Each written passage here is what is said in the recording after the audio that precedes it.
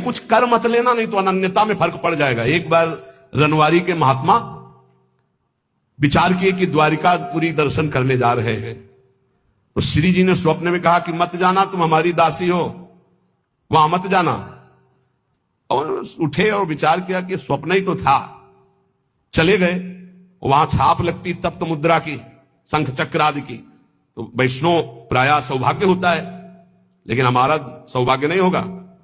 हम प्रियादासी हैं, ये शंख चक्र की छाप हमारे लिए नहीं है, हरिदासों के लिए है, जो भगवत दासत्व दास भाव से है। वो लगवाए आ गए, और जो ही ध्यान, तो न श्री जी न लाल जी यहाँ के। अब बड़े विकल हुए, फिर स्वप्न में आवाज आई, श्री जी नहीं दिखाई दी। पहले में श्री जी भी दिखाई दी थी। आवाज आई कि बाबा अब तो तुम हमारी दासी नहीं रह गई, अब तो सत्यभामा की दासी रह गई, क्योंकि चक्र का आदि का चिन्ह लगवा के आ गए, अब तुम हमारे निकुंज में प्रवेश नहीं पाओगे। वो विराग्नि की आप कथा पढ़ के देख लो कि शरीर भस्म हो गया, प्रगट शरीर भस्म हो गया। श्री जी नहीं आई इतनी। ये बात ध्यान रखना, कहीं किसी का जंतुर मत बंधवा लेना गले में। बोले शनिचर का जंतुर है, घोड़े की नाल की अंगूठी है, क्योंकि वो अशुभ नष्ट हो जाएंगे।